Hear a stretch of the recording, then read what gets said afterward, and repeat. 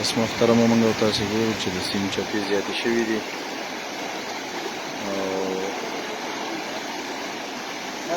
ګرم ځمکې او دغه رنګې کورونه چې کومه ده هغه زیات سیلابونه ووهل، خلک یې مهاجر شوي دي.